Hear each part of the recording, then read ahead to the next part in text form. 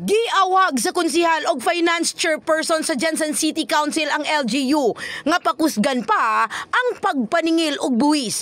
Angayan usab nga mangita og pamaagi aron masaka pa ang koleksyon sa buwis aron usab maka-deliver ang lokal nga panggamanan sa mga social services. If we're going to fund all of those, then marami tayong social services na mawawalan ng funding.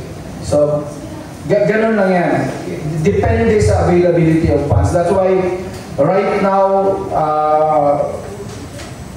gumagawa tayo ng paraan na maka-raise tayo ng revenue out of our local income, not from the national tax allotment. Gibutyag gini sa konsihal dungan sa pagpangayog dugang personahe sa City Health Office alang sa ilang operasyon. Because the 3.7 billion budget of LGU for 2025, 3 billion of that came from the national tax allotment. Ibig sabihin, 700 million lang yung local income ng General Santos City.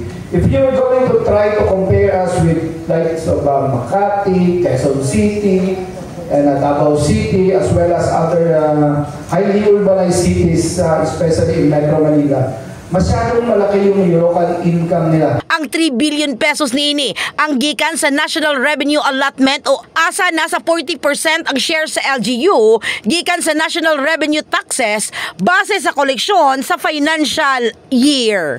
In the heart of changing lives.